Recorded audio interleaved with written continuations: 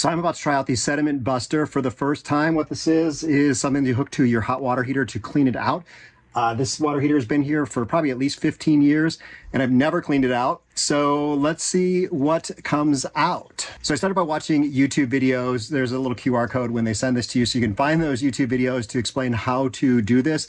Essentially, you kind of wash out all the hot water so that you're working with cold water, and then turn off the water supply, which I have done, and my faucets are open upstairs, so that'll let the air vent out as I pull water out of here.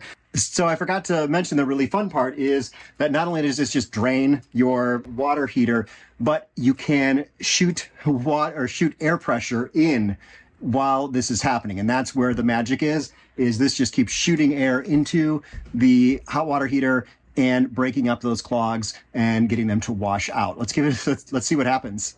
As you can see, I've turned off the hot water heater. I've got this set in the off position, and I'm going to open up right here. This is as per the YouTube video. Okay, that's good and open. Let's watch there and see what comes out when I open this. Ooh.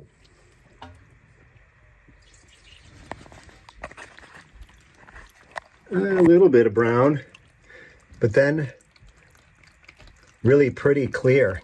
So let's shoot some air in there and see what happens. Let's see here if I can do this with one hand. Ooh.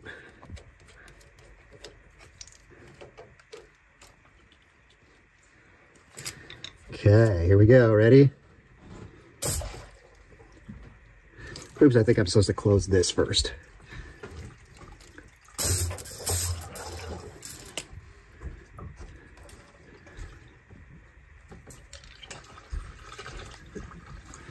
Now the water looks to be running just a little bit faster, but still nothing crazy coming out. So let's give it a try some more.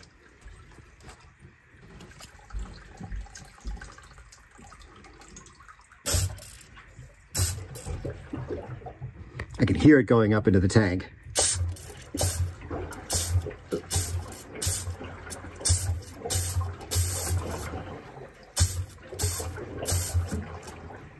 So let's see here, what are we doing for pressure now? These are like 40 or 50 PSI bursts. You're only supposed to just do bursts. So let's give it a try again. Let's see here, I don't have really big containers to drain this into. Oh, we got some brown that time. That came out, starting to come out a little brown. Maybe a little bit cloudy there. Okay, let's see where we go from here with doing a bunch of these. As you can see, we're starting to get some like brown sediment out. Nothing too crazy like I've seen in other videos. As I followed the video more, I realized you don't have to turn that valve shut every time you push the water into it. Just make sure your hose doesn't pop out, because there's going to be some air that pops out of your hose too.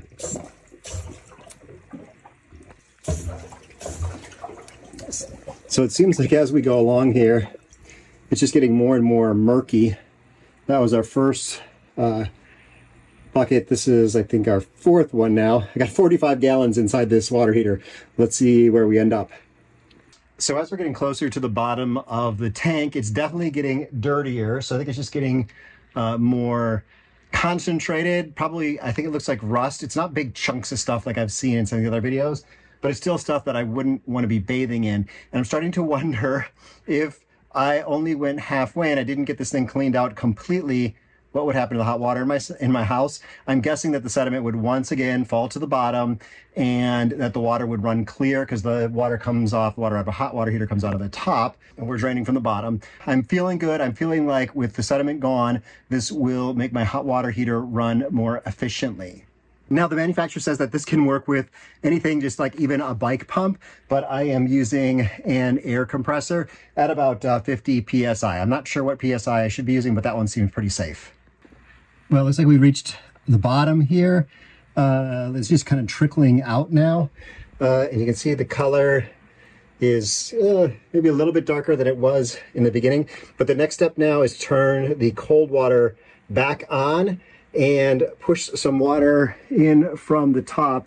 And so we'll be getting kind of both sides pushing in air on the bottom and water on top.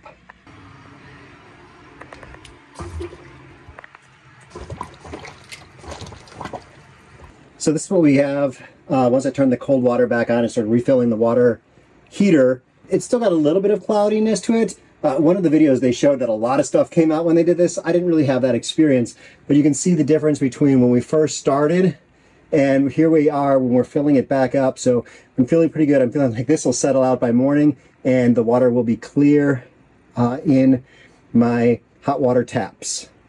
So this took me just shy of an hour, I think, to go through this. I did start to see a little bit of black kind of solid stuff coming out after I started putting the cold water in. Now, when the cold water starts to wash through this and come out the sinks again, it's going to do a lot of hissing until all the air is out of your water heater. That is completely normal. And also when it first starts coming out, it's going to come out a little brown because you've kind of gotten everything agitated inside there. But what's left of the sediment is already settling back down to the bottom. And now it is a much smaller layer, which gives me more efficiency and more life, hopefully, for my water heater. So this is a fun little maintenance task. I'm not sure how often I would do it, really, because like I said, this has been 15 years and I didn't really get out that much sediment, no big chunks of stuff. But I also don't have hard water here, and the water is pretty clean where I live. So I guess it just depends on where you live, whether or not you have to do this often, or it's something that just happens every once in a while. But it's definitely one of the more entertaining tasks. One thing for me, though, as you can see, I'm a little sweaty because I don't have a way to get rid of this water down in my basement. I don't have a wash tub or anything. So I've been hiking all this stuff up the stairs. If you're still here with me, please give me a subscribe or a like for all the effort that's gone into this video. For you, I recommend having this water go directly down the drain. Also be sure to turn the gas back on and the pilot light up, the pilot light, get that thing back up and running, or you're not going to have warm water in the morning. So I want to note that there's another product on the market which is a little more complicated to work with. It's like you have to take the whole valve off the bottom of your water heater and shove in this line that you then, I think, put on a drill, and it just like slams everything inside your water heater, which just seems like maybe not the best idea. This is a little bit less active.